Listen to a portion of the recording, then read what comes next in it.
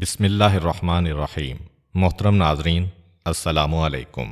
پچھلی ویڈیو میں ہم نے بیان کیا تھا کہ جب بیعت عقبہ ثانیہ کے بعد مدینے کا قافلہ مکے سے روانہ ہوا، جن میں وہ 12 نقیب بھی شامل تھے جنہیں رسول کریم صلی اللہ علیہ وآلہ وسلم نے مقرر کیا تھا۔ ان 12 نقیبوں میں سے ایک نقیب حضرت سعد بن عبادہ رضی اللہ تعالی عنہ کفار مکہ کے ہتھے چڑھ گئے تھے۔ آج کی ویڈیو میں حضرت سعد بن عبادہ رضی اللہ تعالی عنہ کی رہائی اور ان 12 نقیبوں کے مختصر حالات بیان کیے جائیں گے۔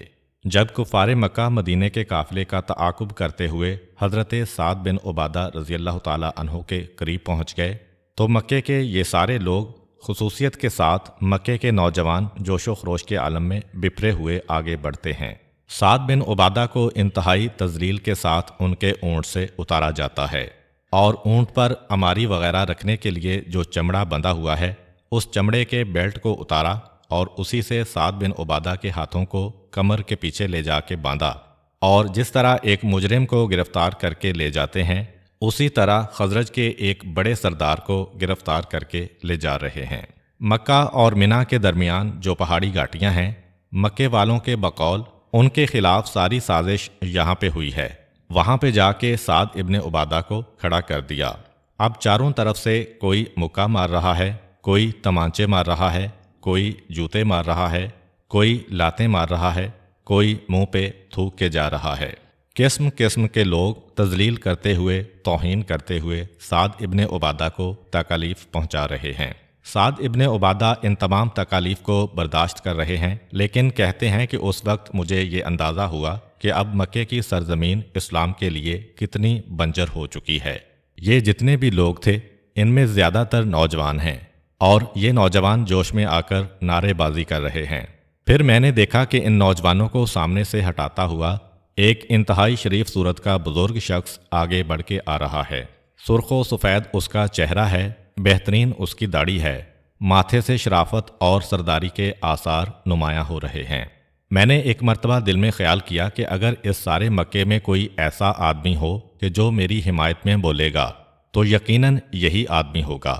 اس کا انداز، اس کا چہرہ، اس کے آنے کا طریقہ بتا رہا ہے کہ یہ ایک شریف آدمی ہے، یہ ایک صاحب عزت آدمی ہے۔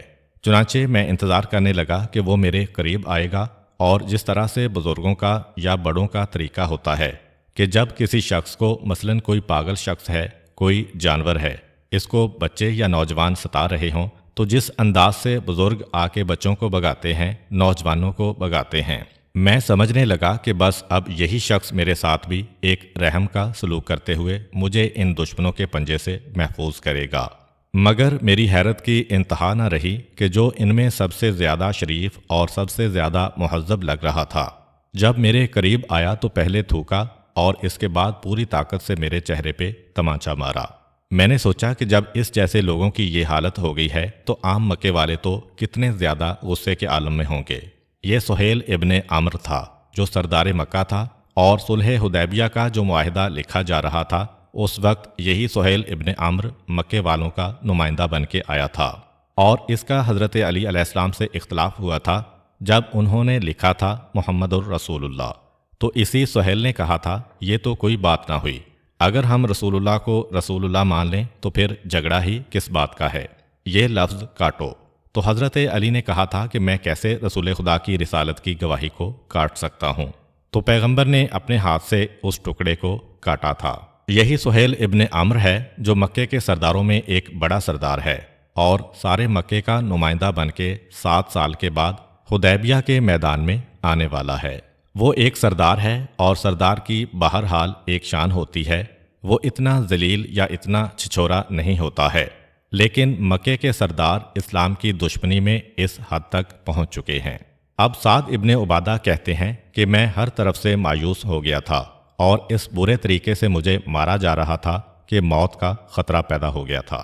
اتنے میں ایک آدمی جس کا نام ابو البختری ہے، جو خود ابو جہل کا ایک رشتے کا بھائی اور اپنے قبیلے کا سردار ہے، وہ ابو البختری شاید یہ منظر دیکھ دیکھ کے تھک چکا تھا، آخر اسے مجھ پہ رحم آنے لگا، لیکن وہ ایک آدمی پورے مکے کے خلاف نہیں کھڑا ہو سکتا تھا۔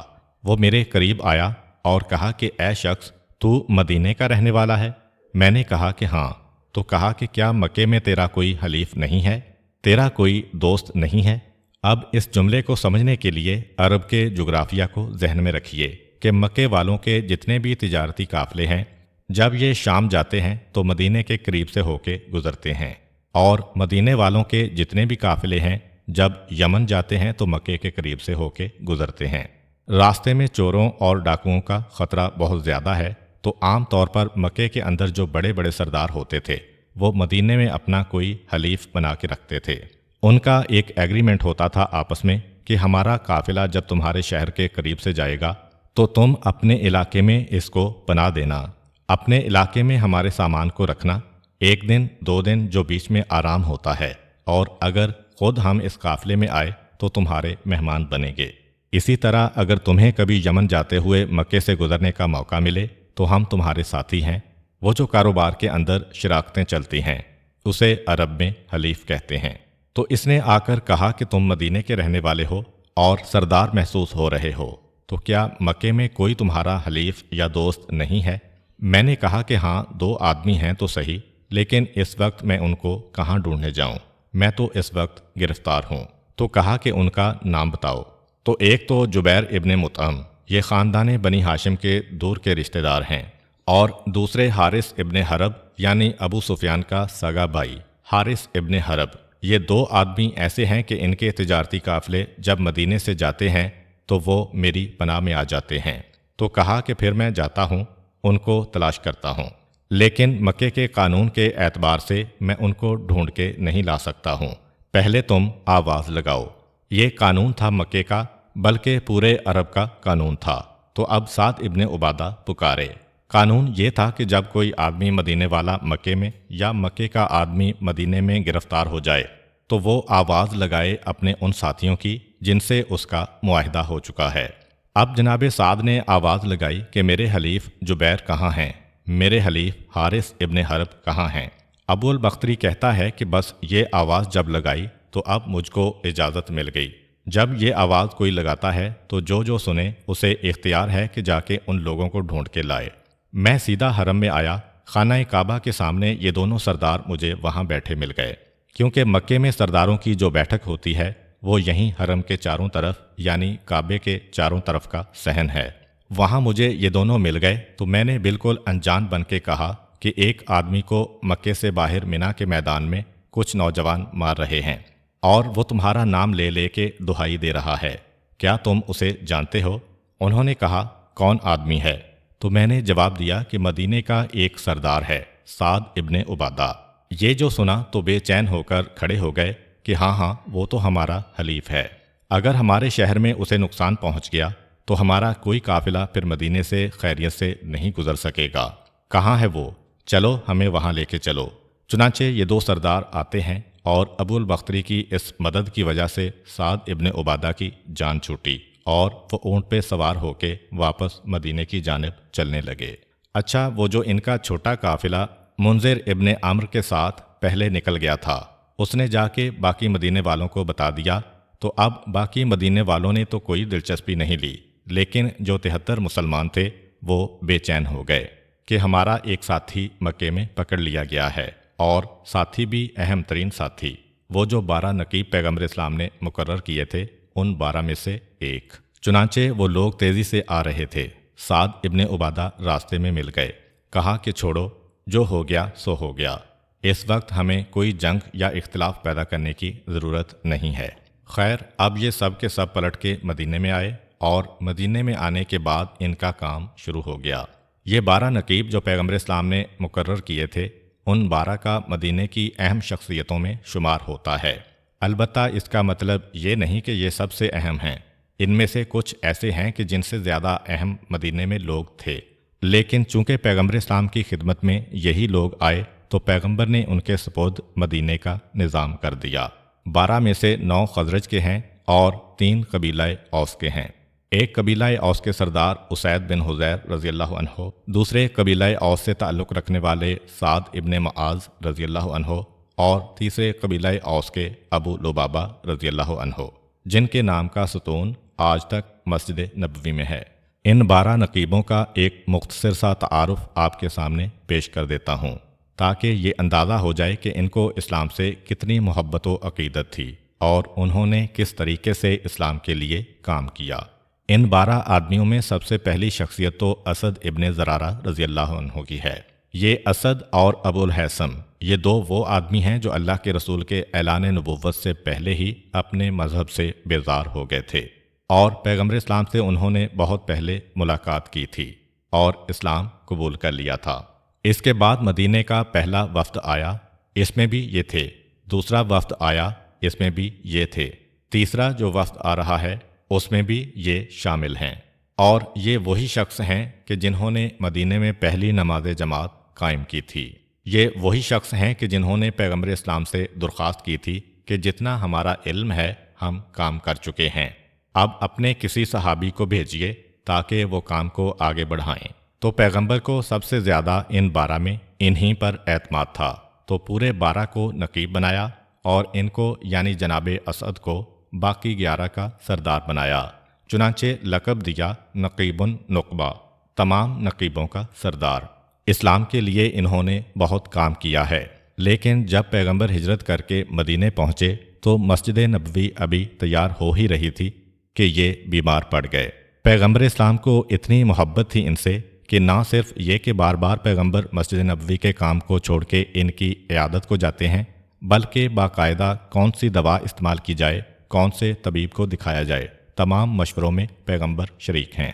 مگر ان کا انتقال پہلے ہی سال ہو گیا جب پیغمبر اسلام مدینے میں پہنچے، تو کہا جاتا ہے کہ ہجرت کے بعد پہلا مسلمان جس نے انتقال کیا وہ یہی اسد ہیں، اور انہی کے انتقال کے بعد یہودیوں نے ایک طعنہ دیا تھا مسلمانوں کو، ارے تم بھی کس کو رسول مانتے ہو جو اپنے قریبی ترین ساتھی کو جو اس رسول کو مدینے لے کے آیا نہ بچا سکا، تم اس رسول کو سچا رسول مان رہے ہو۔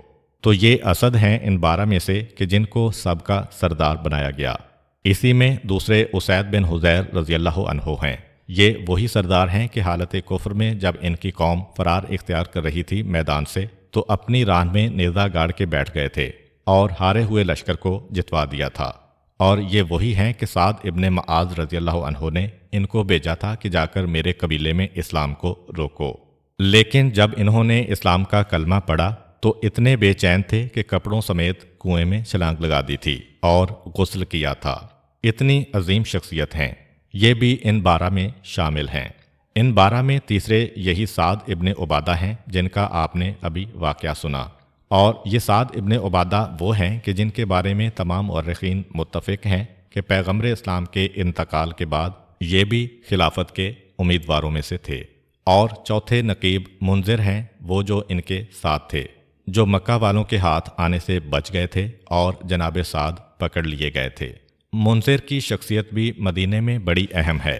ایک واقعہ جو انشاءاللہ آپ عنقریب سنیں گے، اس میں یہ شہید ہوئے تھے۔ بئر معونہ کا واقعہ کہ کفار مکہ تو نہیں لیکن عرب کے کسی اور کافر قبیلے نے ایک منصوبہ بنایا، پیغمبر اسلام سے آ کر کہا کہ ہمیں بہت شوق ہے اسلام قبول کرنے کا، آپ ہمارے لیے ایک ٹیچر بھیجیے۔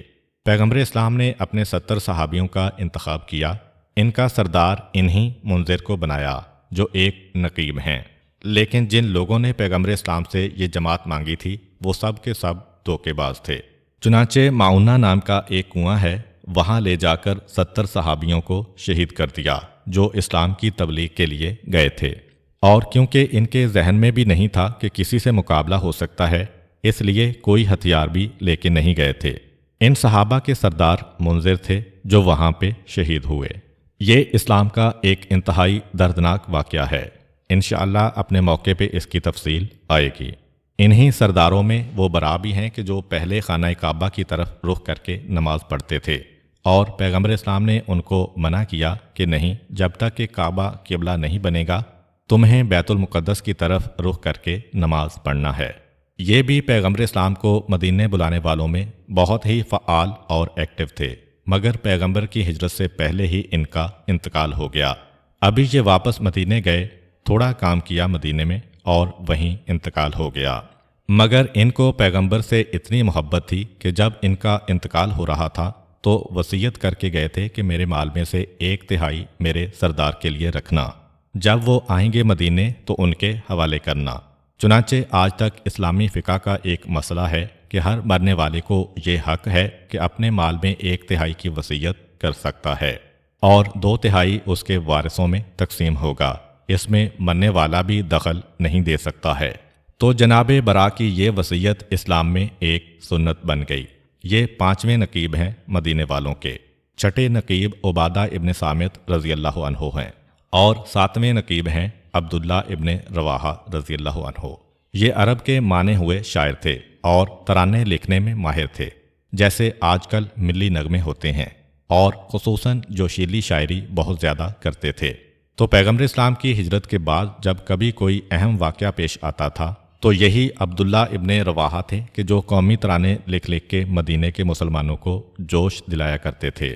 یہاں تک کہ صلح حدیبیہ کے بعد جب پیغمبر عمرہ کرنے مکے جا رہے تھے تو جھنڈا ہاتھ میں لے کے پیغمبر کے آگے آگے یہ چل رہے تھے اور ایک جوشیلا ترانہ پڑھتے ہوئے جا رہے تھے کہ جس میں انصار مدینہ کو جوش دلایا گیا تھا اور کفار مکہ کو ان کی حماقت اور غلطی پر ندامت اور پشیمانی کا حساب دلایا گیا تھا۔ پیغمبر اسلام کو بھی ان کی شاعری بہت پسند تھی۔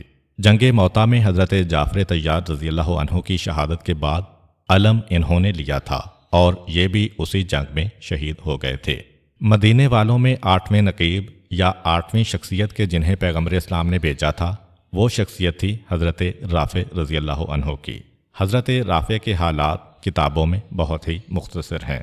9ویں شخصیت کے جنہیں مدینے میں پیغمبر نے نقیب بنا کے بھیجا یہ عبداللہ ابن عمر رضی اللہ عنہ ہیں۔ یہ عبداللہ ابن عمر حضرت جابر کے والد ہیں۔ پیغمبر نے باپ کی وجہ سے بیٹے کو نقیب نہیں بنایا جبکہ بیٹا زیادہ جوشیلا تھا، لیکن کیونکہ جابر کے والد ہیں اور اسلام قبول کر چکے ہیں اس لیے پیغمبر اسلام نے ان سے کہا کہ آپ اپنے قبیلے میں اسلام کو پھیلائیے۔ ان کے بارے میں آپ کو یاد ہوگا کہ انہوں نے اسلام اسی رات کو قبول کیا تھا جس رات کو پیغمبر اسلام نے خفیہ میٹنگ بلائی تھی منا کی گھاٹی میں، یعنی بیعت عقبہ ثانیہ کے موقع پر۔ ان کی 10 بیٹیاں تھیں جن میں سے 7 تو ابھی کم سن تھیں اور جنگ احد میں یہ شہید ہو گئے تھے۔ حضرت جابر کے اوپر پورے گھرانے کی ذمہ داری آ گئی۔ جابر نے اپنے سے بڑی عمر کی عورت سے شادی کر لی۔ پیغمبر اسلام نے پوچھا جابر اس کی وجہ کیا ہے؟ کہا اللہ کے رسول آپ کو معلوم ہے کہ میرے بابا نے مجھے وصیت کی تھی کہ میں اپنے گھرانے کو سنبھالوں اور اپنی چھوٹی بہنوں کا خیال رکھوں، تو اگر میں کسی اپنی عمر کی لڑکی سے شادی کرتا تو وہ خود ناتجربہ کار ہوتی، میری 7 بہنوں کی دیکھ بھال اس کے لیے ممکن نہ ہوتی، تو میں نے ایک تجربہ کار عورت کا انتخاب کیا ہے۔ پیغمبر اسلام نے کہا جابر تم نے بڑی عقل مندی اور حکمت کا مظاہرہ کیا ہے۔ باپ کے انتقال کے بعد باپ کا قرضہ بہت تھا کیونکہ خاندان بڑا ہے۔ حضرت جابر ایک باغ میں پھل کماتے تھے تو جس نے قرضہ دیا تھا یہودی نے، وہ آ گیا جابر کے پاس کہ جب تک تمہارا باپ تھا تو مہلت تھی، اب کوئی مہلت نہیں ہے۔ جابر نے کہا ہر سال جو پھل آئیں گے میں آہستہ آہستہ ادا کر دوں گا۔ یہودی کہتا ہے کہ نہیں مجھے تو اسی سال پورے کا پورا قرضہ چاہیے۔ جابر پریشان ہو گئے۔ پیغمبر اسلام کو اطلاع ملی۔ کہا جابر گھبراؤ نہیں، جس دن تمہارے باغ میں کھجوریں توڑی جائیں مجھے اطلاع دے دینا۔ پیغمبر پہنچے، فقط ایک نگاہ ڈالی کھجوروں کے ڈھیر پہ اور کہا جابر اب اس یہودی کو بھجوانا شروع کر دو۔ جابر حیران ہو گئے کہ جتنا اس یہودی نے مانگا اس سے زیادہ میں نے بھجوا دیا، مگر کھجوروں کا ڈھیر اسی حالت میں اپنی جگہ برقرار رہا۔ پیغمبر اسلام نے یہ کہہ کے کہ عبداللہ کی 10 بیٹیاں ہیں پھر بھی وہ راہ خدا میں گیا، اس کا ایک حق ہے، اس لیے پیغمبر اسلام نے قرضہ ادا کروایا۔ تو حضرت جابر کے والد عبداللہ 9ویں نقیب ہیں مدینے والوں کے۔ 10ویں اور 11ویں دونوں نقیبوں کا نام سعد ہے، مگر ایک سعد ہیں خزرج قبیلے کے، سعد ابن ربی رضی اللہ عنہ۔ یہ نقیب بن کے آئے تھے مدینے کے اندر، جنگ بدر میں بھی شریک ہوئے، جنگ احد میں بھی۔ جنگ احد میں باقی مسلمانوں کی طرح ان کو بھی شہادت ملی۔ 12 زخم ان کے جسم پہ لگے تھے اور 12 زخموں سے چور ہو کے زمین پہ گر پڑے۔ جب احد کی لڑائی ختم ہوئی تو پیغمبر اسلام نے اپنے صحابیوں کو بلا کے کہا خاص طور پہ سعد کو تلاش کرو کہ وہ کہاں ہے۔ چنانچہ تلاش میں نکلے صحابی، ایک کی نظر پڑ گئی کہ زخمی حالت میں ہیں سعد اور جان لبوں پہ آ چکی ہے۔ سعد کو پیغام دیا کہ پیغمبر اسلام نے احد کی لڑائی ختم ہوتے ہی سب سے پہلے جن آدمیوں کو یاد کیا ان میں تم بھی شامل ہو۔ سعد نے کہا، دیکھو ایک بات میں کہہ دیتا ہوں کہ اگر پیغمبر اسلام کو کوئی زخم آ چکا ہے اور پیغمبر اسلام کو کوئی نقصان پہنچا ہے جبکہ تم سب لوگ صحیح سلامت ہو تو یاد رکھو کہ یہ ایک ایسا گناہ ہوگا کہ قیامت تک معاف نہیں ہوگا۔ ہم وعدہ کر کے پیغمبر کو لائے تھے کہ پہلے ہم مریں گے پھر آپ پر کوئی آنچ آنے پائے گی، جا کے پیغمبر اسلام کو میرا سلام پہنچا دینا۔ احد جیسے پریشان کن مارکے میں حضرت سعد کی جانثاری ہی کی وجہ تھی کہ اس لڑائی کے بعد سب سے پہلے پیغمبر اسلام نے ان کو یاد کیا۔ چنانچہ یہی وجہ ہے کہ ان کی بیٹی ایک مرتبہ حضرت ابوبکر رضی اللہ عنہ کے پاس آئی۔ جس وقت پہنچی تو حضرت ابوبکر احترام میں کھڑے ہوئے، چادر کو بچھایا اور اس پر ان کو بٹھایا۔ حضرت عمر رضی اللہ عنہ نے بھی یہ منظر دیکھا تو کہا کہ ہاں آپ نے صحیح کیا، اس کا باپ آپ سے بھی زیادہ افضل تھا، ہم سے بھی زیادہ افضل تھا، کیونکہ ہم زندہ رہے اور اس کا باپ پیغمبر اسلام پہ اپنی جان قربان کر گیا۔ یہ سعد ابن ربیع رضی اللہ عنہ تھے۔ 11ویں شخصیت جنہیں پیغمبر نے نقیب بنایا وہ سعد ابن خیثمہ رضی اللہ عنہ ہیں۔ ان کا واقعہ بڑا عجیب واقعہ ہے۔ جب بدر کی لڑائی شروع ہوئی تو بدر کی لڑائی میں پیغمبر اسلام نے سارے مدینے والوں کو نہیں بلایا تھا بلکہ ہر گھر سے ایک آدمی کو بلایا تھا۔ سعد بھی مسلمان، ان کے والد بھی مسلمان۔ ان کے گھر میں جھگڑا پڑ گیا۔ سعد تیار ہوئے کہ میں جا رہا ہوں، ان کے والد تیار ہوئے کہ نہیں میں جا رہا ہوں، میں اپنی جان قربان کرنا چاہتا ہوں۔ باپ بیٹے میں لڑائی ہو رہی ہے کہ کون لڑنے کے لیے جائے گا، یہاں تک کہ یہ طے پایا کہ قرعہ ڈالا جائے۔ قرعہ ڈالا گیا، اتفاق سے بیٹے یعنی سعد کا نام نکل آیا۔ جس وقت باپ نے یہ دیکھا آنکھوں میں آنسو آ گئے۔ کہا، بیٹا میں نے آج تک تم سے کوئی درخواست نہیں کی، آج میری ایک درخواست ہے کہ جو تمہارا حق ہے وہ مجھے دے دو۔ بیٹے نے کہا، بابا میں مسلمان ہو گیا ہوں، آپ کے نام پہ میری جان قربان ہے، آپ کیسی ہی قیمتی چیز مانگتے میں دے دیتا، لیکن یہ ایک ایسی چیز ہے کہ یہ میں آپ کو نہیں دے سکتا، اس لیے کہ یہ رضائے الہی ہے، یہ رضائے رسول ہے، اس کی تو مجھے خود تمنا ہے کہ یہ رضائے الہی اور رضائے رسول مجھے ملے، میں میدان میں مر کے اپنا خون بہا کے ان کی رضا کو حاصل کرنا چاہتا ہوں۔ یہ بیٹا ہے، وہ باپ ہے۔ یہاں تو دین پر کتنا ہی مشکل وقت پڑ جائے، ہر ایک کو اپنی اور اپنی اولاد کی جان بچانے کی فکر ہوتی ہے۔ وہاں جھگڑا ہو رہا ہے، دونوں کہہ رہے ہیں کہ ہم مرنا چاہتے ہیں، اور پیغمبر کی پابندی ہے کہ ایک گھر سے ایک آدمی آئے۔ یہ 11ویں نقیب ہیں۔ اتنا زبردست جذبہ رکھنے والا بیٹا، اس کو پیغمبر اسلام نے نقیب بنایا۔ اور 12ویں نقیب ابو لبابہ رضی اللہ عنہ ہیں۔ یہ ابو لبابہ ایک ایسی شخصیت ہیں کہ آج تک ان کا نام سنت جاریہ بن کے ہر حج اور عمرہ کرنے والے کے ذہن میں محفوظ ہے۔ یہ انتہائی جوشیلے مسلمان تھے، مگر اسلام سے پہلے مدینے کے ہر شخص کا یہودیوں سے کوئی نہ کوئی تعلق تھا، کاروباری تعلق۔ جنگ خندق میں یہودیوں نے دغا دی، چنانچہ پیغمبر اسلام نے حکم جاری کیا تھا کہ جن لوگوں نے دھوکہ دیا ہے ان کو قتل کر دیا جائے گا۔ یہودی قبیلے کو یہ پتہ چلا کہ ہمارے خلاف کیس چلایا ہے پیغمبر نے، فیصلہ کیا ہوا یہ نہیں معلوم۔ ابو لبابہ سے ان کی دوستی تھی، پوچھ لیا بتاؤ ہمارے بارے میں کیا فیصلہ ہوا ہے۔ ابو لبابہ زبان سے تو نہیں کہہ سکے، مگر اپنے ہاتھ کو گردن پہ رکھ کے اس طرح پھرا کہ جس نے اشارہ کیا کہ تم سب کی گردنیں کٹ جائیں گی۔ پھر انتہائی پریشان، ارے یہ تو پیغمبر کا ایک راز تھا جو میں نے پیغمبر کی اجازت کے بغیر دشمنوں کو پہنچا دیا ہے۔ اتنے نادم کے گھر بھی نہیں آئے، سیدھے مسجد نبوی میں چلے گئے، ایک ستون سے اپنے آپ کو باندھ دیا، 15 یا 16 دن روتے رہے اور کہتے رہے پروردگار میری توبہ کو قبول فرما۔ لوگوں نے جا کے کہا اللہ کے رسول ابو لبابہ کی حالت خراب ہوتی جا رہی ہے، سوائے واجب نماز کے ہر وقت بندے رہتے ہیں۔ پیغمبر اسلام نے کہا اگر وہ سیدھا میرے پاس آ جاتا تو میں فوراً اس کو معافی دلوا دیتا، اب اس نے معاملہ اللہ کے حوالے کر دیا ہے تو میں بھی حکم پروردگار کا انتظار کر رہا ہوں۔ 15 دن کے بعد سورہ توبہ کی وہ آیت نازل ہوئی جس میں ابو لبابہ کا قصور معاف ہونے کی بشارت آئی۔ لوگوں نے جا کے کہا ابو لبابہ مبارک ہو تمہیں، پروردگار نے تمہاری معافی کا قرآن میں تذکرہ کر دیا ہے، اب تو گھر چلو۔ کہا کہ نہیں، یہ میں نے عہد کیا ہوا تھا کہ جب تک کہ خدا قرآن میں میری معافی کا اعلان نہ کرے اور پیغمبر اپنے ہاتھ سے میری رسی نہ کھولیں، میں یہاں سے نہیں جاؤں گا۔ یہ اطلاع پیغمبر اسلام کو پہنچائی گئی۔ حضرت ام سلمہ رضی اللہ تعالی عنہا کے حجرے میں پیغمبر اسلام ہیں، مسکراتے ہوئے باہر آئے، اپنے ہاتھوں سے ابو لبابہ کی رسی کو کھولا اور کہا، تمہیں مبارک ہو، تمہاری وجہ سے قیامت تک کے گناہ گاروں کے لیے توبہ کی آیت قرآن میں نازل ہو گئی ہے۔ وہ ستون انتہائی اہم ستون ہے۔ آج بھی جو آدمی حج یا عمرے کے لیے جائے، زیارت مدینہ کے لیے جائے، وہ اس ستون کے سامنے 2 رکعت نماز ضرور پڑھتا ہے۔ لیکن 15-16 دن ابو لبابہ بغیر کھائے پیے جو بندے رہے، اس کا نقصان یہ ہوا کہ اس کے بعد ان کے کانوں کی قوت سماعت جواب دے گئی اور پھر یہ کوئی آواز سننے کے قابل نہ رہے۔ مگر اتنا جذبہ تھا ان کے اندر، یہ قربانی دینا بھی بڑی بات ہے۔ انہیں پیغمبر اسلام نے 12واں نقیب مقرر کیا مدینے کا، تو آپ نے دیکھا کہ 12 کے 12 وہ لوگ ہیں کہ جو اسلام کے معاملے میں اتنے جوشیلے اور اتنے مخلص ہیں کہ ان کی آئندہ زندگی بھی گواہی دے رہی ہے۔ ان 12 میں سے 6 تو پیغمبر اسلام کے سامنے ہی مختلف جنگوں میں شہید ہو گئے۔ یہ 12 نقیب اب مدینے کے مسلمانوں کو تیار کرنے کے لیے کہ ہجرت شروع ہونے والی ہے اور مدینے کے کافروں کو اسلام کے قریب لانے کے لیے اپنا کام شروع کر دیتے ہیں۔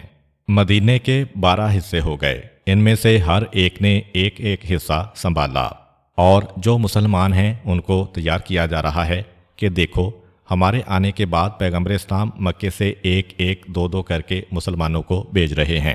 ان کی حفاظت اور پیغمبر کے آنے تک ان کی دیکھ بھال ہماری ذمہ داری ہے۔ تو مدینے کے وہ لوگ جو پہلے سے مسلمان ہیں، ان کو تیار کیا جا رہا ہے، اپنے گھروں کو تیار کر لو۔ پیغمبر اسلام جو مسلمان بھیج رہے ہیں ان کو رکھنا ہے، اور دوسری طرف مدینے کے اندر اب تک جو کافر رہ گئے ہیں، آہستہ آہستہ ان کو اسلام کے قریب لایا جا رہا ہے۔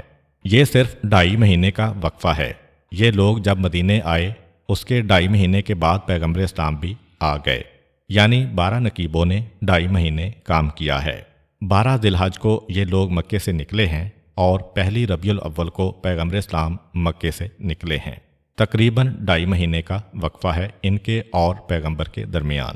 تو 2.5 مہینے میں انہوں نے اتنا کام کر لیا کہ اب مکے سے جتنے مسلمان آ رہے ہیں، پیغمبر کے آنے تک ان کی دیکھ بھال، مدینے کے اندر اسلام کا پیغام پھیلانا، اور کچھ ہی عرصے کے بعد یہ اتنے طاقتور ہو گئے کہ جو لوگ مسلمان نہیں بھی ہوئے تھے، ان کے گھروں کے اندر جا جا کے بتوں کو توڑ رہے تھے یہ لوگ۔ مدینے میں بت شکنی عام طریقے سے پھیل گئی تھی۔ پہلے تو دستور یہ تھا کہ ہر قبیلے کا ایک بت ہوتا تھا جس کو قبیلے کے مرکزی میدان میں نصب کیا جاتا تھا۔ اب مسلمان اتنے طاقتور ہو گئے کہ جگہ جگہ بتوں کو جا کے توڑا جا رہا ہے، کیونکہ اکثر قبیلوں کے سردار مسلمان ہو چکے ہیں، اور جہاں پر ابھی اسلام نہیں پہنچا وہاں بھی اگر سردار مسلمان نہیں ہوا ہے اور قبیلے کے نوجوان مسلمان ہو گئے ہیں، وہ بھی کوشش کر رہے ہیں کہ کسی نہ کسی طرح بتوں کو اپنے قبیلے سے نکال کے پھینکا جائے۔ چنانچہ ایک دلچسپ واقعہ مدینے کے ایک بت کے بارے میں تاریخ کے اوراق پر ہے۔ مدینے کا قبیلہ تھا قبیلہ بنو سلمہ۔ اس کا سردار ذرا پرانے مزاج کا آدمی تھا جو اپنے بزرگوں کی ریت اور روایت کو آسانی سے چھوڑنے پہ تیار نہیں تھا۔ اب اس تبلیغ کے نتیجے میں زیادہ تر سردار تو مسلمان ہو گئے، مگر کچھ ابھی پرانے ٹائپ کے لوگ ہیں، ان میں یہ بھی شامل ہے۔ اس کا اپنا بیٹا مسلمان ہو گیا جس کا نام تھا معاذ ابن عامر، یعنی خود اس آدمی کا نام ہے عامر۔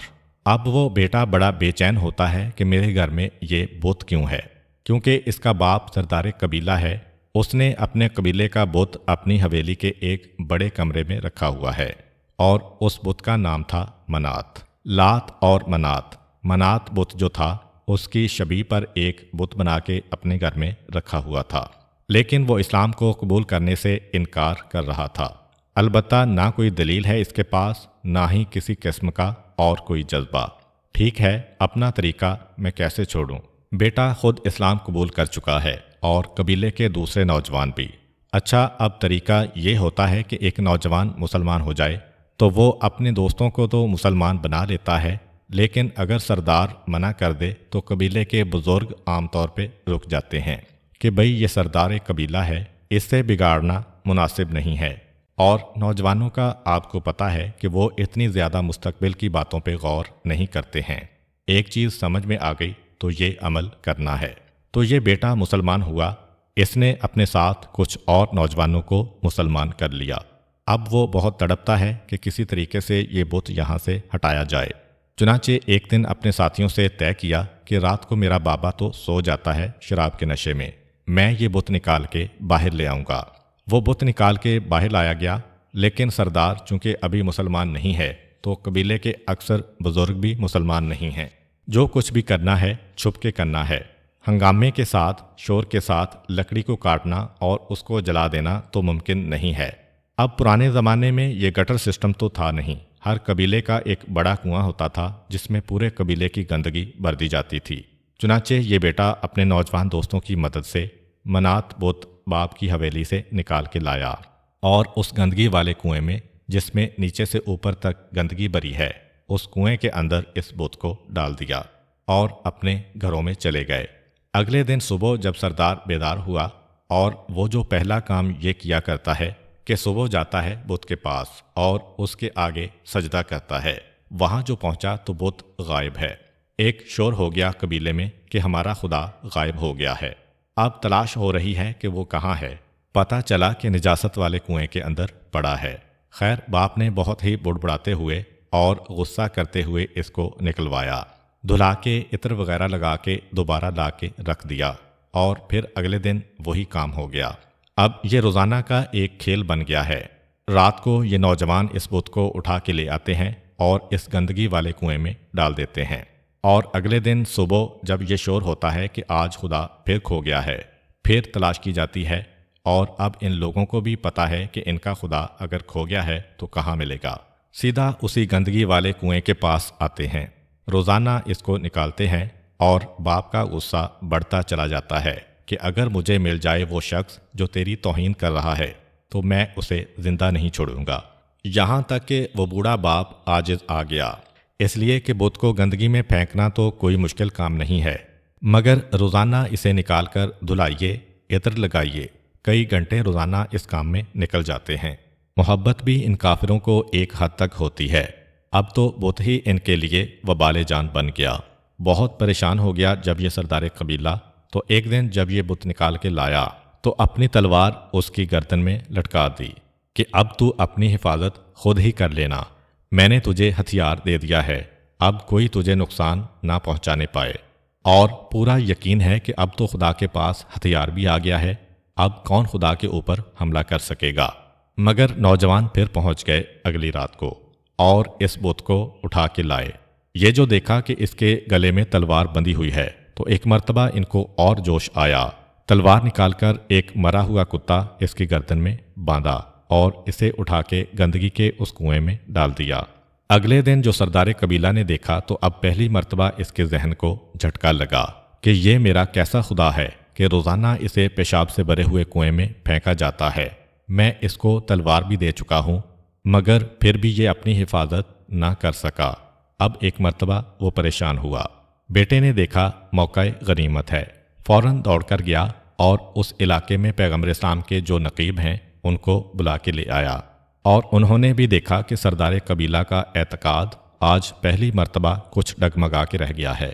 چنانچہ انہوں نے نصیحت کی اور اسی شام تک سردار قبیلہ نے اسلام قبول کر لیا، اور نتیجے میں پورا قبیلہ بنو سلمہ مسلمان ہو گیا۔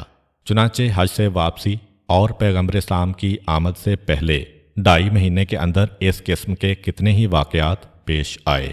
غرض یہ کہ ان 12 نقیبوں نے اپنا کام بہت بہترین طریقے سے کیا، اور یہ ثابت کر دیا کہ کتنا ہی بدترین ماحول ہو، کتنا ہی خلاف دین ماحول ہو، کام کرنا بہت ہی آسان ہے اگر طریقے سے کام کیا جائے، موقع محل دیکھ کے کام کیا جائے، حالات کو سمجھ کے کام کیا جائے۔ ہر جگہ جوش کام نہیں آتا ہے، ہر جگہ یہ توقع نہیں کی جا سکتی ہے کہ جتنے جوشیلے ہم ہیں اتنا ہی جوشیلا ہر ایک کو بننا پڑے گا، بلکہ خاص تنظیم کے تحت کام ہوتا ہے۔ یہ 12 نقیب نوجوانوں کو مسلمان کرتے ہیں ہر آدمی اپنے اپنے قبیلے کو سنبھالتا ہے اور ان 12 نقیبوں کا کام گھر گھر جانا نہیں ہے، یہ بڑے بڑے سرداروں کو دیکھ رہے ہیں۔ غرض یہ کہ ایک خاص حکمت عملی سے یہ کام ہو رہا ہے۔ یہ تو مدینے کی حالت ہے کہ یہ سب کے سب اپنے کام میں تبلیغ اسلام میں پوری تندہی سے لگے ہوئے ہیں۔ اور ادھر مکے میں کیا ہو رہا ہے؟ مکے سے جب مدینے والے واپس چلے گئے اور یہ طے پا گیا کہ پیغمبر اسلام بھی عنقریب ہجرت کریں گے، تو اب مکے کے اندر بھی پیغمبر اسلام نے یہ حکم جاری کر دیا کہ اب وہ وقت آ گیا ہے کہ مکے میں رہنا لا حاصل ہے، یہاں پہ مزید اب اسلام پھیلنے کی گنجائش نہیں ہے۔ وہ دور چلا گیا، جتنوں کو مسلمان ہونا ہے ہو گئے، مکے کی وجہ سے جہاں جہاں اسلام کو پہنچایا جا سکتا ہے پہنچ گیا، اب ہمیں اپنا مرکز یہاں سے مدینہ منتقل کرنا ہے۔ تو اے مکے والو، جس کو جب موقع ملے، کوئی باقاعدہ قافلہ بنا کے نہیں، جس کو جب موقع ملے وہ مکہ چھوڑ کے چلا جائے۔ یہ پیغمبر اسلام حکم جاری کر چکے ہیں، اور پیغمبر اسلام نے اگرچہ یہ کہا کہ جس کو جب موقع ملے مکہ چھوڑ کے چلا جائے، مگر ساتھ میں یہ بھی کہا کہ مدینے ہی جانا، کہیں اور نہ جانا، ہجرت کرنا ہے پیغمبر اسلام کو۔ اگرچہ حبشہ کا علاقہ زیادہ بہتر ہے، مگر حبشہ میں ایک تو پہلے ہی بہت مسلمان پہنچ چکے ہیں، دوسرا یہ کہ دور بہت ہے حبشہ، بیچ میں سمندر آ جاتا ہے، اور تیسرا یہ کہ حبشہ والے مسلمانوں کو پناہ تو دے رہے ہیں، مگر کسی نے یہ وعدہ نہیں کیا ہے کہ ہم آپ کی حفاظت کریں گے اور آپ کی خاطر میدان میں اتریں گے۔ مدینہ قریب بھی ہے، راستہ بھی خشکی کا ہے، اور مدینے والے جان دینے کو بھی تیار ہیں۔ تو پیغمبر اسلام نے اس لیے حبشہ کو مرکز نہیں بنایا، مدینے کو مرکز بنایا۔ چنانچہ اب پیغمبر اسلام کے حکم کے مطابق ایک ایک دو دو کر کے مسلمان نکل رہے ہیں، جس کو جہاں موقع ملتا ہے وہ چلا جاتا ہے۔ ایسا نہیں ہے کہ کفار مکہ خاموش بیٹھے ہیں، وہ بھی پیچھے لگے ہوئے ہیں۔ مکے والوں کے کان ایک تو پہلے سے کھڑے تھے کہ یہ مدینے والے آخر آئے کیوں، اور کتنی خفیہ سازش کی گئی کہ اتنی تیزی کے ساتھ وہ واپس چلے گئے، ضرور کچھ نہ کچھ اس کا مقصد ہے۔ اور پھر اطلاع ملنے لگی، ہر دوسرے دن تیسرے دن پتہ چلا فلاں خاندان غائب، فلاں مسلمان غائب، فلاں گھر والے غائب۔ اب یہ لوگ چوکنا ہوئے، لیکن کیا کریں، 24 گھنٹے کا پہرا تو نہیں لگایا جا سکتا ہے، بہت ہی پریشان۔ اسی وقت ایک واقعہ اور پیش آیا کہ جس کو ابو جہل نے اپنی عزت کا مسئلہ سمجھا کہ میری ناک کٹ گئی ہے، کیونکہ ابو جہل ہی تھا جو بار بار کہتا تھا جس قبیلے کا مسلمان ہجرت کر جاتا ہے، ابو جہل جا کے تانا دیتا ہے کہ ارے تمہیں کیا ہو گیا ہے، وہ مسلمان اگر ہو گیا تھا تو پکڑ کے رکھتے، کیسے وہ نکل گیا۔ ہر قبیلے والے کو ابو جہل تانا دے رہا ہے، مگر یہاں اتفاق ایسا پیش آیا کہ ابو جہل کے ہی گھرانے میں ایک واقعہ ہوا جس کو ابو جہل نے اپنی توہین سمجھا، اور پھر اپنی اس توہین کا بدلہ بھی لیا۔ یہ واقعہ ظاہر کرتا ہے کہ کفار مکہ کا رد عمل کیا ہے ہجرت کے خلاف۔ واقعہ یہ تھا کہ حضرت عمر رضی اللہ عنہ نے جب ہجرت کی تھی تو اپنے کئی خاندان والوں کے ساتھ، اس کے علاوہ کیونکہ حضرت عمر کا ماں کے حوالے سے ابو جہل کے گھرانے سے رشتہ ہے۔ بعض اہل انصاب کے مطابق حضرت عمر رضی اللہ عنہ کی والدہ کا نام ختمہ بنت ہشام بن مغیرہ بن عبداللہ بن مخزوم ہے، یعنی آپ کی والدہ ختمہ ہشام کی بیٹی ہیں۔ اس اعتبار سے وہ ابو جہل کی سگی بہن ہیں، اور ابو جہل حضرت عمر کا سگا ماموں ہے۔ ابو جہل کے 2 بھائی تھے، ایک کا نام ہے عیاش ابن ابی ربیہ اور ایک کا نام ہے ہشام، یہ دونوں بھی ساتھ چلنے والے تھے۔ اب ذرا یہ رشتہ سمجھ لیجئے کہ ابو جہل کی ماں نے ابو جہل کے باپ کے انتقال کے بعد دوسری شادی کی تھی اپنے شوہر کے بھائی سے، یعنی ابو جہل کے چچا سے۔ تو اب ابو جہل کی ماں کی 2 شادیاں ہوئی تھیں، ایک خود ابو جہل کے باپ سے اور ایک اس کے انتقال کے بعد اس کے چھوٹے بھائی سے، یعنی اپنے دیور سے۔ عیاش ابن ابی ربیہ ابو جہل کا مادری بھائی ہے، یعنی دونوں کی ماں ایک ہے لیکن باپ الگ الگ ہے، البتہ دونوں کے باپ آپس میں سگے بھائی ہیں۔ عیاش ابن ابی ربیہ ابو جہل کا باپ کے حوالے سے چچا زاد بھائی، اور ماں تو خیر دونوں کی ایک ہی ہے۔ اور اسی طرح دوسرا بھائی ہشام کہ یہ ہشام ابو جہل کے باپ کی دوسری بیوی سے تھا۔ تو یہ 2 آدمی ابو جہل کے خاندان سے اسلام قبول کر چکے ہیں۔ جب حضرت عمر رضی اللہ عنہ جانے لگے، ایک ہی خاندان ہے پورا، یہ طے پایا کہ مکے کے باہر فلاں مقام پر اتنے بجے ہم لوگ جمع ہو جائیں۔ مسلمان بہت ہی چھپ چھپ کے ہجرت کر رہے ہیں، اور جو اتنے بجے تک نہیں آیا یہ سمجھ لیا جائے گا کہ یا وہ پکڑ لیا گیا ہے یا اس کا ارادہ بدل گیا ہے۔ ہم لوگ کسی کا انتظار نہیں کریں گے۔ تو ایک طرف سے حضرت عمر رضی اللہ عنہ اپنے خاندان کو لے کے چلے، بیٹی حضرت حفصہ رضی اللہ تعالی عنہا، ان کے پہلے شوہر اور ان کی بہن، یہ ایک طرف سے چلے۔ پھر ابو جہل کا ایک بھائی ہشام اپنے گھر سے نکلا، دوسرا بھائی عیاش کہ جس کی ماں اور ابو جہل کی ماں ایک ہی ہے، وہ اپنے گھر سے نکلا۔ ہشام جو گھر سے نکلا تو پکڑ لیا گیا۔ ابو جہل نے دیکھ لیا اس کو، یہ بھی پتا ہے کہ میں سب کو تانا دیتا ہوں کہ تم اپنے نوجوانوں کو قابو میں نہیں رکھ سکتے ہو، اور میرے گھر سے کوئی چلا جائے تو کتنی توہین ہوگی۔ ہشام جو نکلا تو ابو جہل نے دیکھ لیا، پکڑ کے لایا، پاؤں میں زنجیر باندھی اور ایک قید خانے میں ان کو ڈال دیا۔ باقی لوگ نکل گئے، عیاش بھی نکل گئے، مقررہ جگہ پر جمع ہوئے، انتظار کیا۔ جو وقت طے پایا تھا اس وقت تک جب ہشام نہیں آئے تو کہا کہ اب چلو، یہ تو ہمارا پہلے سے طے شدہ معاہدہ تھا کہ کسی کا انتظار نہیں ہوگا، اور یہ سب لوگ مدینے چلے گئے۔ پیغمبر اسلام نے اب تک ہجرت نہیں کی، پیغمبر نے تو سارے مسلمانوں کو بھیج کر پھر ہجرت کی تھی۔ ابو جہل کو اطلاع ملی کہ اپنے ایک بھائی کو تو میں نے روک لیا ہے، مگر اس کی وجہ سے میری توجہ دوسرے بھائی کی طرف سے ہٹ گئی، اور میرا مادری بھائی عیاش ابن ابی ربیہ مکے سے ہجرت کر کے چلا گیا ہے۔ اب بہت پریشان ہے ابو جہل کہ یہ کیا ہو گیا، میں لوگوں کو تانا دینے والا اور میرا ہی ایک بھائی نکل گیا ہے۔ اگرچہ ایک بھائی کو اس نے روک لیا، مگر پھر بھی اسے احساس ہے کہ جو ہوا غلط ہوا ہے۔ چنانچہ اس نے اپنے سگے بھائی حارث کو بلایا، کہا کہ اب اس ذلت کا بدلہ لینے کا یہی طریقہ ہے کہ ہم اپنے اس بھائی کو کسی طرح بھی لے کے آئیں، چلو ہم مدینے چلتے ہیں۔ پیغمبر اسلام ابھی مدینے نہیں گئے، ورنہ تو ابو جہل کو ہمت ہی نہ پڑتی۔ ہم چلتے ہیں مدینے۔ یہ دو سگے بھائی ابو جہل اور حارث، یہ دونوں چلے اور مدینے پہنچ گئے۔ ابھی تک مدینے میں کیونکہ پیغمبر نہیں آئے تو کفار مکہ سے کوئی تعلقات ختم نہیں ہوئے ہیں، آنا جانا تو ہے۔ ابو جہل پہنچا تو جو اس کا وہاں پہ کاروباری حلیف ہے اس نے استقبال کیا، گھر میں لا کے مہمان بنانا چاہا، تو ابو جہل نے کہا کہ نہیں، میں فوراً واپس جانا چاہتا ہوں، میں تو خاص مقصد سے آیا ہوں، کیونکہ مکے کو بھی خالی نہیں چھوڑنا ہے، وہاں ہجرت ہو رہی ہے، اپنے بھائی سے ملنے آیا ہوں، اسے ایک پیغام دینے آیا ہوں۔ جب ابو جہل پہنچا اپنے بھائی کے پاس تو اب اس کا بھائی تو مدینے میں ہے، یعنی پناہ میں ہے مسلمانوں کی، نہ غصہ کر سکتا ہے نہ زبردستی کر سکتا ہے۔ کہا کہ اے میرے بھائی، تم بھی کتنے بے وفا اور ظالم ہو، چلو ہمیں چھوڑ کے آ گئے تو کوئی بات نہیں، لیکن اپنی ماں کا بھی خیال نہیں کیا، اور تمہاری ماں کو تم سے اتنی محبت ہے، یہ ابو جہل کی بھی ماں ہے، اتنی محبت ہے کہ اس نے یہ عہد کیا ہوا ہے کہ جب تک میرا بیٹا میرے پاس نہیں آئے گا، نہ میں سائے میں بیٹھوں گی اور نہ میں بالوں میں کنگھی کروں گی۔ یہ عرب کی عورتوں کا ایک وعدہ ہوتا تھا اپنے آپ سے۔ تو ماں جو ہے بہت بے چین ہے، گھبرا رہی ہے، پریشان ہو رہی ہے، چلو چل کے ایک دفعہ ماں کو اپنا چہرہ دکھا دو، پھر تم آزاد ہو۔ اب ماں ایک ایسی چیز ہے کہ کوئی بھی ہو، ذرا سی اس میں انسانیت ہو تو وہ تڑپ اٹھے گا، خصوصاً ایک مسلمان۔ عیاش ابن ابی ربیہ تڑپ اٹھے، کہا اچھا میری ماں کی یہ حالت ہے، پھر تو میں ضرور چلوں گا۔ حضرت عمر کہتے ہیں کہ میرے سامنے یہ بات ہوئی، کیونکہ دونوں ایک ساتھ ہیں، ہجرت کر کے آئے ہیں۔ جو ساتھ ساتھ ہجرت کر کے آئے وہ مدینے میں ساتھ ساتھ رہ رہے ہیں، کیونکہ نیا ماحول ہے، نئے لوگ ہیں تو ساتھ ساتھ رہتے ہیں۔ حضرت عمر نے یہ سنا تو عیاش سے کہا کہ مجھے اس کے اندر دھوکے اور فریب کی بو آ رہی ہے، اور میں تو یہ کہتا ہوں کہ تم ابو جہل کی بات نہ مانو۔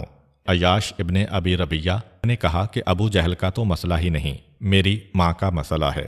تو حضرت عمر رضی اللہ عنہ نے کہا کہ ماں کے بارے میں بھی کیوں پریشان ہو رہے ہو، اس نے یہ وعدہ کیا ہے کہ میں سائے میں نہ بیٹھوں گی، بیٹھنے دو اسے دھوپ میں، مکے کی گرمی پڑے گی تو خود ہی اس کا دماغ ٹھیک ہو جائے گا، اٹھ کے اسے سائے میں آنا پڑے گا۔ اور تمہاری ماں نے یہ وعدہ کیا ہے کہ کنگھی نہیں کرے گی، کہنے دو، جب جوئیں پڑیں گی اس کے سر میں اور اس کے سر میں کھجلی ہوگی تو خود ہی کنگھی کرنے پہ مجبور ہو جائے گی۔ تمہیں کیا ضرورت پڑ رہی ہے کہ ماں کے بارے میں پریشان ہو رہے ہو اور جا رہے ہو؟ مکہ کی گرمی اور سر میں پڑنے والی جوئیں وہ خود ہی تمہاری ماں کو ٹھیک کر دیں گی، تم تو یہیں میرے پاس بیٹھو۔ عیاش ابن ابی ربیہ تڑپ اٹھے، کہا کہ نہیں، میرے لیے ممکن نہیں ہے کہ میں اپنی ماں کو ایسے چھوڑوں، میں تو جاؤں گا۔ حضرت عمر نے جب یہ دیکھا کہ کسی طرح بھی یہ نہیں ماننے والے تو کہا کہ اچھا پھر ایک کام کرو، میری ایک اونٹنی ہے جو بھاگنے میں بہت تیز ہے، یہ میں تمہیں دے دیتا ہوں، اگر جانا ہی ہے تو میری اونٹنی پہ بیٹھ کے جاؤ اور اس سے اترنا نہ، جہاں تمہیں شک لگے کہ دھوکا ہو رہا ہے فوراً بھاگ کے آ جاؤ، اس اونٹنی کا مقابلہ کسی کا کوئی جانور نہیں کر سکتا۔ عیاش ابن ابی ربیہ نے کہا کہ اچھا یہ بات تو ٹھیک ہے، میں تیار ہوں، اتنی بات میں مان لیتا ہوں، دوستی بھی ہے، تعلق بھی ہے، خاندانی رشتہ بھی ہے۔ وہ اونٹنی لی اور واپس جانے لگے۔ جب یہ مکہ کے قریب پہنچنے لگے تو وہاں تک تو ٹھیک چل رہے ہیں تینوں بھائی، مکے کے قریب پہنچے، ایک دم سے ابو جہل اپنے جانور سے گر پڑا۔ عیاش بہرحال ابو جہل کے بھائی تو ہیں اور مسلمان بھی ہیں، ایک ہمدردی ہے دل میں، فوراً اونٹنی کو روکا۔ کیا بات ہے؟ ابو جہل نے کہا پتہ نہیں کیا بات ہے، ایک دم سے میری طبیعت خراب ہو گئی ہے۔ بھائی مکہ بہت قریب آ گیا ہے، کتنا ہی اچھا ہو کہ اگر تم مجھے بھی اپنے ساتھ بٹھا لو اور سہارا دے دو، کیونکہ مجھ میں اب اتنی ہمت اور طاقت نہیں ہے کہ میں اپنی سواری کا جانور چلاؤں۔ عیاش ابن ابی ربیہ اونٹنی سے اترے تاکہ ابو جہل کو اٹھا کے اپنے ساتھ بٹھائیں۔ ادھر وہ اترے اور غضب ہو گیا ان کا اترنا، دونوں بھائی دونوں طرف سے ٹوٹ پڑے اور ان کی مشکیں کسیں، ہاتھ پاؤں باندھے، اپنی سواری کے جانور پہ بٹھایا اور مکے میں لے کے داخل ہو گئے۔ اور جہاں سے مکے میں قدم رکھا، ابو جہل نے پورے مکے کا ایک دورہ کیا، پورے کعبے کا دورہ کیا اور ایک اعلان کرتا چلا کہ مکے والوں دیکھو، یہ طریقہ ہوتا ہے لونڈے لپاڑوں کو صحیح کرنے کا، جس طرح میں نے اس کو صحیح کیا ہے تم بھی اپنے بچوں اور نوجوانوں کو اسی طریقے سے صحیح کرو، اگر ذرا بھی ڈھیل دی تو سارے بچے تمہارے ہاتھ سے نکل جائیں گے۔ چاروں طرف انہیں مکے میں گھمایا، اپنی عزت بھی بحال کرائی اور یہ بھی بتایا کہ مکہ والوں یہ طریقہ ہوتا ہے، اور پھر لا کے ان کو اسی قید خانے میں ڈال دیا جہاں ابو جہل کا دوسرا بھائی ہشام پڑا ہوا تھا۔ تو یہ مکہ کے کافروں کا طریقہ کار ہے، اپنے سگے بھائیوں تک کے بارے میں بھی کہ جہاں اطلاع ملے کہ کوئی ہجرت کر رہا ہے، اس طرح سے تڑپ تڑپ کے آتے ہیں۔ اب بات تو یہاں پہ مکمل ہو گئی، لیکن ضمنی طور پر آپ کو بتا دوں کہ پھر ان دو پہ گزری کیا۔ یہ واقعہ بہت بعد کا ہے۔ خالد ابن ولید کے سگے بھائی ہیں جن کا نام ولید ہے، اور ان کے والد کا نام بھی ولید ہے، وہی ولید ابن مغیرہ جس کی قرآن نے سورہ مدثر میں بری طرح مذمت کی ہے کہ اپنی دولت اور اولاد پہ اکڑتا ہے، کیا یہ قیامت کو بھول گیا ہے؟ تو اسی ولید ابن مغیرہ کے ایک بیٹے خالد ابن ولید ہیں اور ایک ولید ابن ولید ہیں، باپ کے نام پہ بیٹے کا نام ہے۔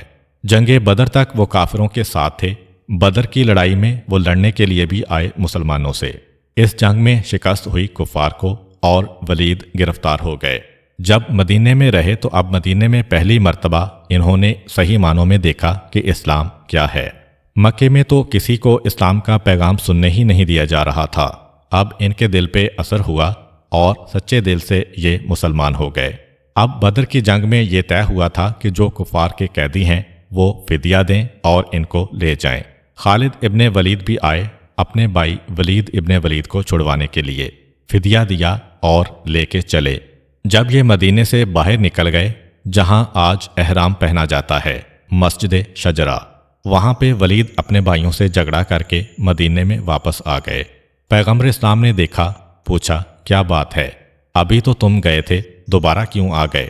کہا اللہ کے رسول، اب میرا وہاں جانا بیکار ہے کیونکہ میں مسلمان بن چکا ہوں، اس لیے آپ کے ساتھ رہنے آیا ہوں۔ پیغمبر اسلام نے کہا پھر تم نے پہلے ہی یہ اعلان کیوں نہ کر دیا؟ اگر پہلے ہی اعلان کر دیتے تو فدیہ دیے بغیر ہی آزاد ہو جاتے۔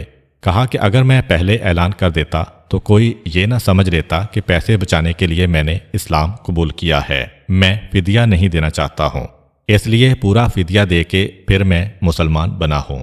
پیغمبر اسلام نے بہت شاباش دی اور ایک سوال ان سے کیا، کیونکہ یہ مکے سے سب سے تازہ آنے والے تھے، کیونکہ بدر کی لڑائی کے لیے آئے تھے۔ تو پیغمبر اسلام نے پوچھا، ایک بات بتاؤ، میرے دو صحابیوں ہشام اور عیاش کے اوپر کیا گزر رہی ہے؟ کتنا خیال ہے پیغمبر اسلام کو 2 سال ہو چکے ہیں ہجرت کو۔ پہلا سوال یہ کرتے ہیں کہ ان دو پہ کیا گزر رہی ہے۔ کہا، اللہ کے رسول، جب میں چلا تھا اس وقت تک تو وہ بڑی عجیب حالت میں تھے۔ ایک چھوٹے سے قید خانے میں ایک ہی زنجیر میں دونوں کے پاؤں کو باندھ کے رکھا گیا ہے، اور ابو جہل انتہائی مظالم کرتا ہے، کبھی کوڑے مارتا ہے، کبھی کھانے کو نہیں دیتا ہے، اور 2 سال ہو گئے ہیں یہ مظالم برداشت کرتے ہوئے۔ پیغمبر اسلام کی آنکھوں میں آنسو آ گئے۔ کہا کہ کاش کوئی شخص میرے ان 2 صحابیوں کو کسی طرح رہائی دلا دے۔ ولید ابن ولید نے کہا، اللہ کے رسول، یہ کام میں کروں گا۔ ادھر مکے کے اندر ان کے اسلام لانے کی خبر پہنچ چکی ہے۔ ابو جہل کو بھی پتہ چل گیا ہے، تو وہ سمجھ گیا ہے کہ اگر پیغمبر میرے بھائیوں کے لیے کسی کو بھیجیں گے تو اسی کو بھیج سکتے ہیں، کیونکہ سب سے آخر میں یہ مکے سے گیا ہے۔ ولید ابن ولید نے کہا، اللہ کے رسول، میں جاؤں گا۔ پیغمبر اسلام نے کہا، اچھا تم جا رہے ہو تو ایک بات میں بتا دوں، مکے کی فلاں گلی میں ایک لوہار رہتا ہے، وہ دل سے مسلمان ہو چکا ہے اور وہاں رہ کر ہمارا کام کرتا ہے۔ دیکھیں کہ پیغمبر اسلام کا نظام کتنا مکمل ہے کہ مکے میں پیغمبر نے اپنے کچھ خفیہ آدمی رکھے ہوئے تھے کہ جن کو حکم ہے کہ وہیں رہ کر حالات کی رپورٹ دیتے رہو۔ تو پیغمبر اسلام نے کہا کہ اس کے پاس جانا، اس سے ملاقات کر کے معلوم کرنا کہ قیدیوں کو کس طرح چھڑایا جائے۔ ولید حیران، میری ساری زندگی مکے میں کفر میں گزری ہے، آج تک مجھے پتہ نہیں کہ وہ لوہار مسلمان ہے۔ خیر، آئے مکے کے اندر، اب نہ اپنے گھر جا سکتے ہیں نہ دوسروں کے ہاں۔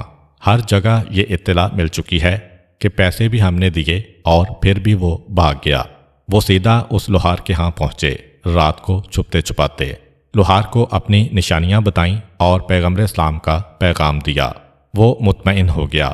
پھر ایک مرتبہ سوال کیا ولید نے کہ اب بتاؤ کیا حالت ہے، وہ قیدی کہاں ہیں؟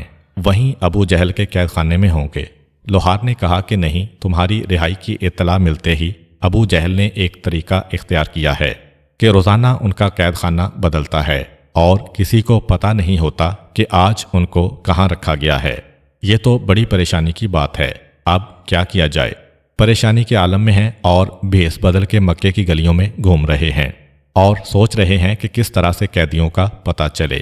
گھومتے گھومتے یہ مکے سے ذرا باہر نکلے، دیکھا کہ ایک عورت سر پہ کھانا رکھ کے لے جا رہی ہے۔